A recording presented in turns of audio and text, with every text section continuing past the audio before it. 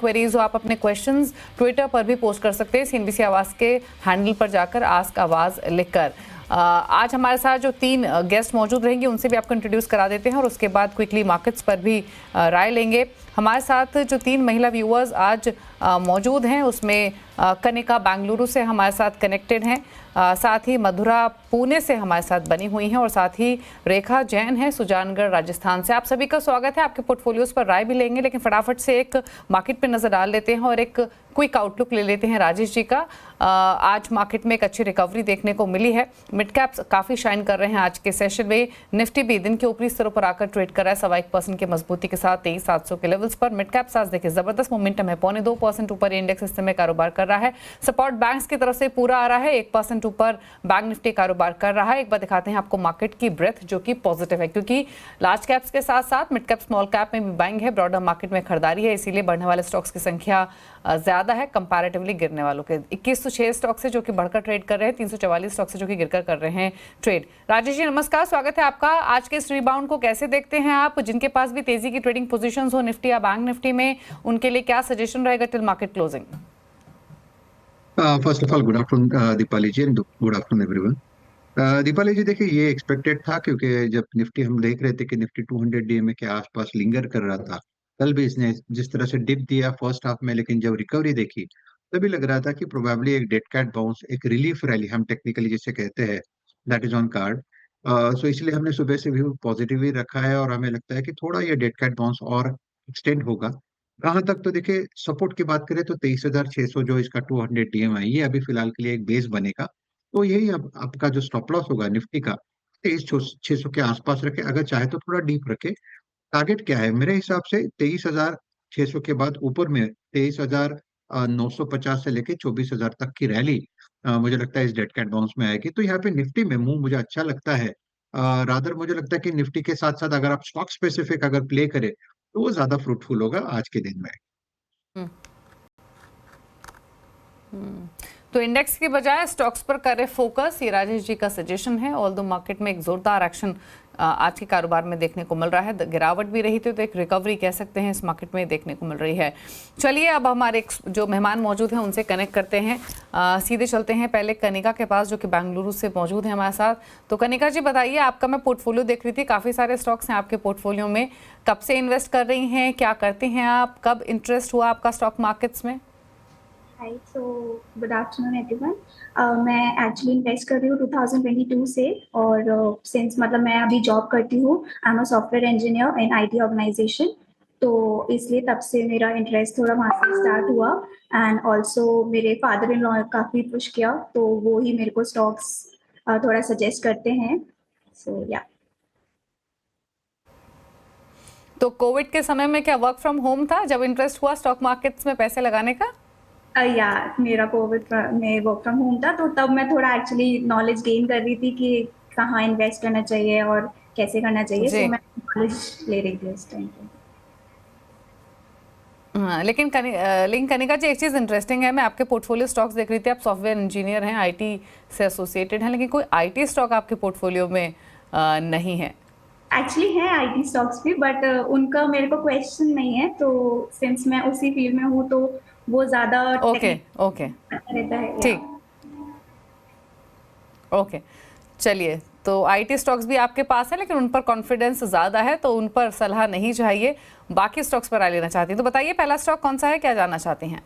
First stock मेरा है NBCC.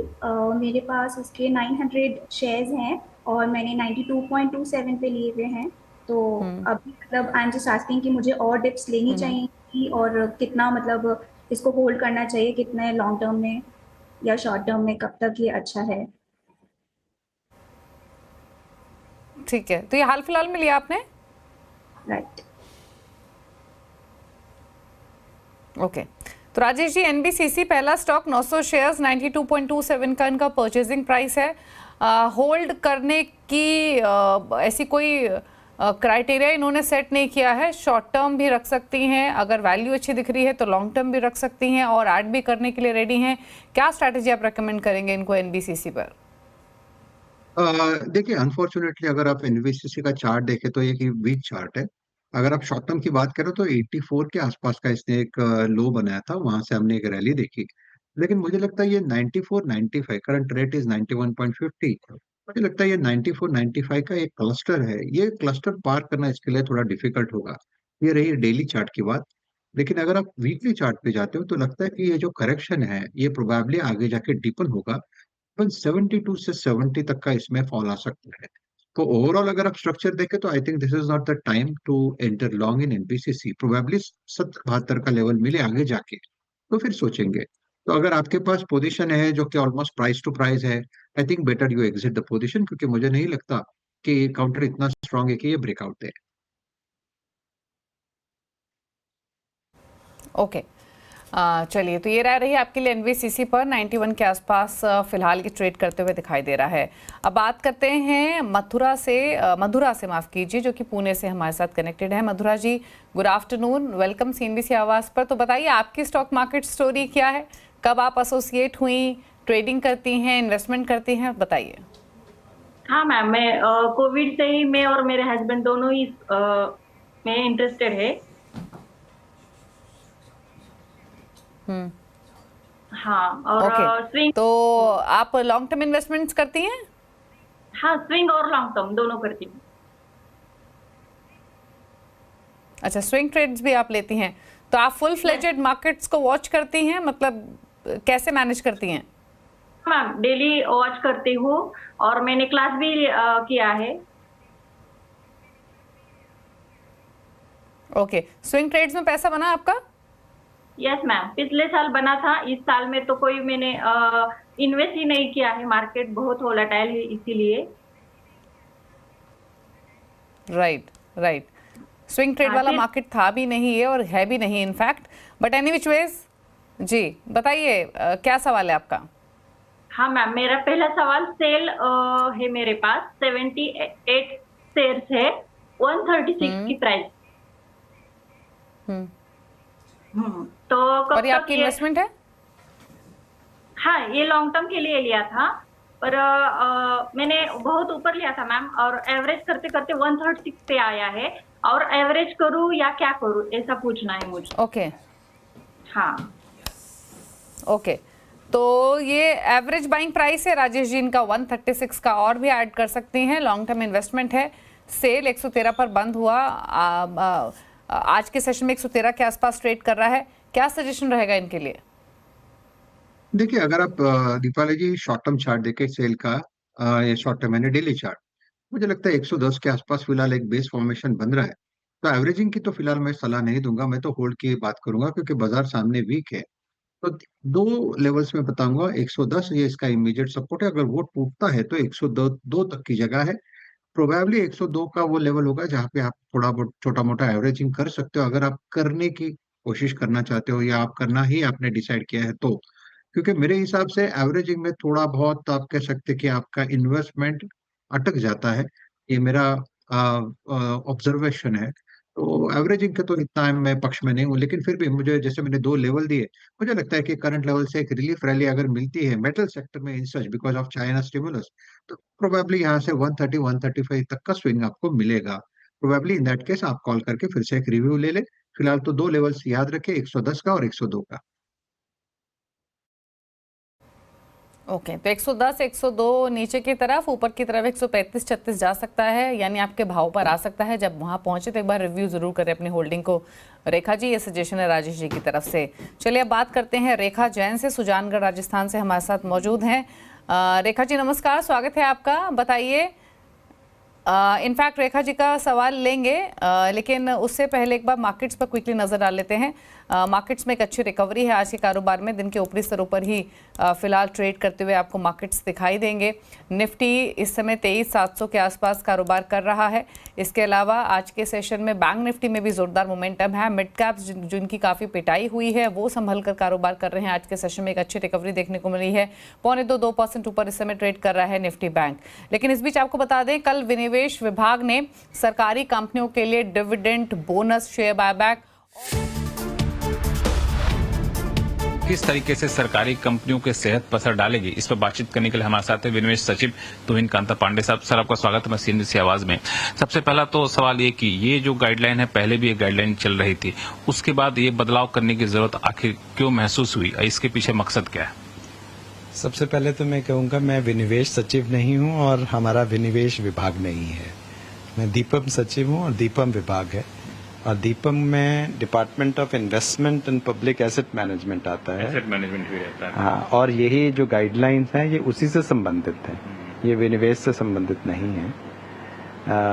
आपने जो पूछा कि इसमें आवश्यकता क्यों पड़ी, देखिए समय तो काफ़ी बदला है। 2016 में जो गाइडलाइन दी गई थी उसका कैसा प्रभाव पड़ा है, उसके क्या, इस बीच में आपने देखा होगा कि हमारे जो पब्लिक सेक्टर एंटरप्राइजेज हैं उन्होंने अभूतपूर्व डेवलपमेंट्स उनमें हुई हैं। चाहे आप उसको उत्पादकता दृष्टि से देखिए, चाहे उसको टर्नओवर की दृष्टि से देखिए, उनके प्रॉफिटेबिलिटी दृष्टि से देखिए, और उन गाइडलाइंस को अब समय के साथ बदला गया है, जिससे कि उनको जो शेयर होल्डर्स हैं, जिसमें माइनॉरिटी शेयर होल्डर्स भी आते हैं, उनमें टोटल रिटर्न्स जो है वो बढ़ें, उनकी परफॉर्मेंस अच्छी रहे, उनको ऑपरेशनल और फाइनेंशियल फ्लेक्सिबिलिटी भी रहे, और एक बैलेंस रहे, एक समन्वय रहे।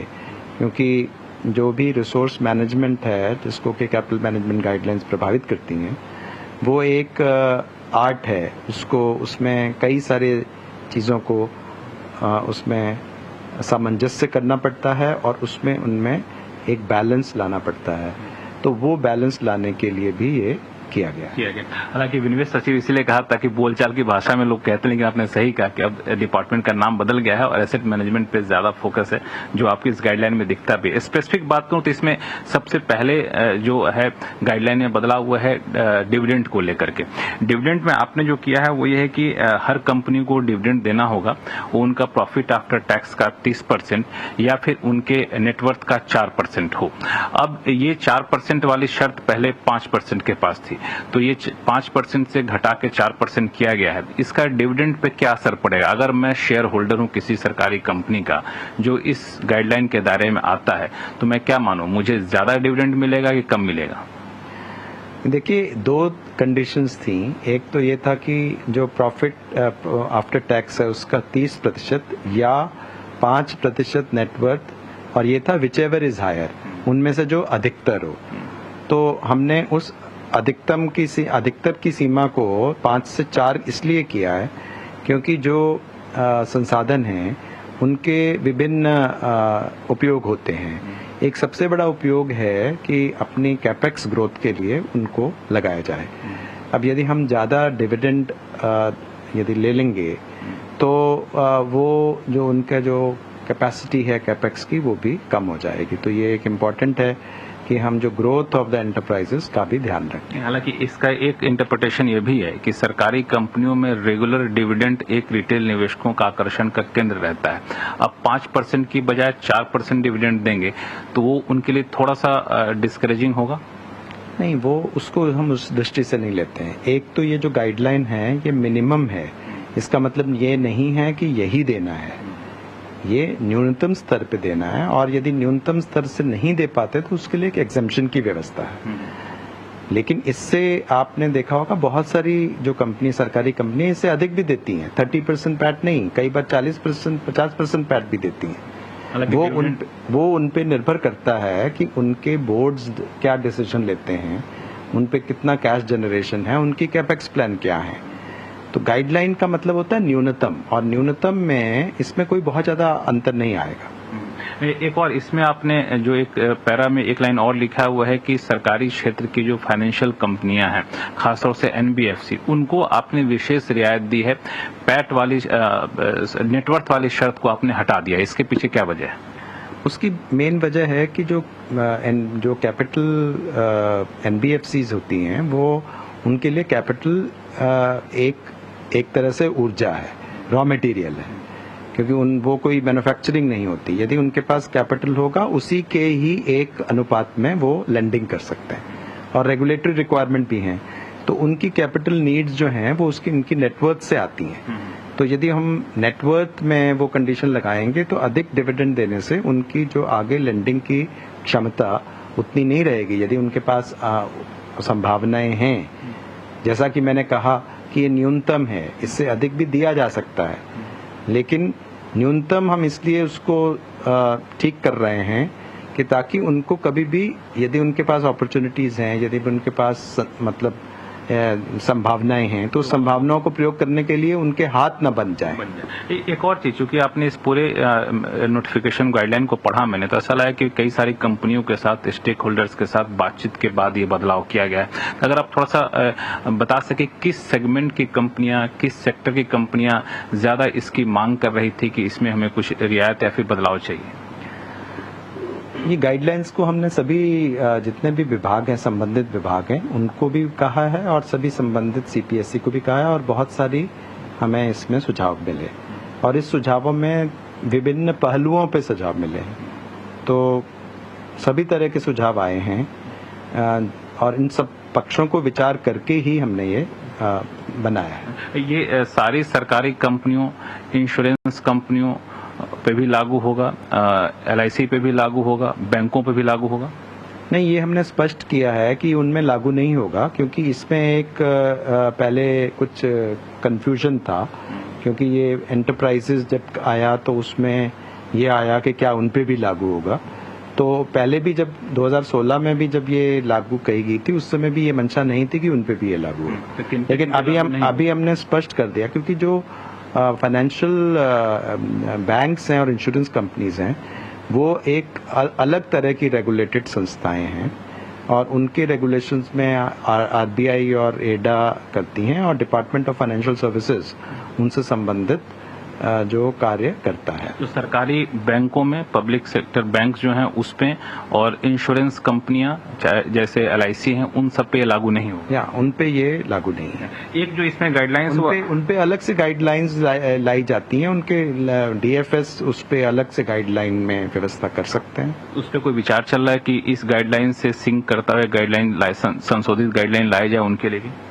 मेरे जहां तक मुझे पता है कि डिपार्टमेंट ऑफ फाइनेंशियल सर्विसेज उस पर कार्य कर रहा है। एक है शेयर बायबैक को लेकर के, इसमें भी आपने जिक्र किया है। शेयर बायबैक में कहा गया है कि जो कम से कम 3,000 करोड़ रुपए की नेटवर्थ जरूरी होगा, और पहले 2,000 करोड़ रुपए की सीमा थी, और 1,500 करोड़ रुपए का कैश और की बात कही गई, उसको भी बढ़ाया गया, सीमा बदलाव किया गया। इसके पीछे क्या मकसद है? वही कि सरकारी कंपनियों के पास ज्यादा कैश रहे? नहीं, एक्चुअली जो बायबैक होता है, जब कि सरकारी कंपनी के पास यदि अधिक कैश होता है तो, और उस कैश के अन्य उपयोग नहीं होते हैं, तो उस कैश को वो शेयर होल्डर्स को आप लौटा सकती है। कैसे लौटा सकती है? वो या तो डिविडेंड दे सकती है या उसको बायबैक कर सकती है। यदि वो बायबैक करती है तो वो कंपनी के संसाधन से वो शेयर खरीदती है और शेयर होल्डर्स, तो शेयर कैपिटल उसमें कम हो जाता है और वो जो पैसा है वो शेयर होल्डर्स तक पहुंचता है सेल के माध्यम से, बायबैक के माध्यम से। अब बायबैक में भी तरह तरह के अन्य टैक्स बदलाव भी हुए हैं और बायबैक अभी जो नए मुताबिक अब वो डिविडेंड के रूप में उसका टैक्सेशन होगा, जिसमें कि जो शेयर होल्डर्स के हाथ में मार्जिनल टैक्सेशन आएगा। इस दृष्टि से भी और एक और दृष्टि से भी कि कैश को जो है वो उसका डिप्लॉयमेंट अधिकतर कैपेक्स के रूप में यदि उपयोग हो, बाकी का डिविडेंड के रूप में उपयोग हो, तो उसका सबसे अच्छा उपयोग वही है। यदि ये अपॉर्चुनिटीज अवेलेबल नहीं है तब बायबैक हो सकता है। उस बायबैक में भी अधिकतर हम ये देखते हैं कि बायबैक का उपयोग उस समय भी किया जाता है जब शेयर प्राइसेस जो हैं नीचे हैं और शेयर प्राइसेस को उठाने के लिए एक अच्छे प्राइस पे कंपनी उसका शेयर होल्डर से खरीद सकती है। बोनस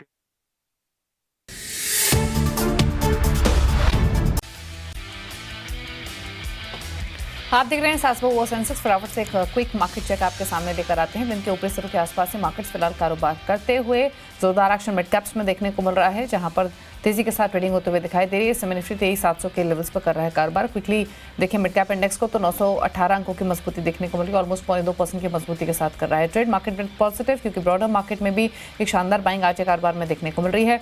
2075 स्टॉक्स जो तेजी के साथ कर रहे हैं ट्रेड, 380 स्टॉक्स के आसपास हैं जो कि गिरावट के साथ कर रहे हैं कारोबार आज के सेशन में। अगर आप पॉकेट्स देखेंगे तो ज़्यादातर पॉकेट्स झरे निशान में ही कारोबार करते हुए दिखाई दे रही हैं। रुकना इसी के साथ एक ब्रेक के लिए। ब्रेक के उस पर आपके लिए लेकर आएंगे मिड कैप मंत्रा।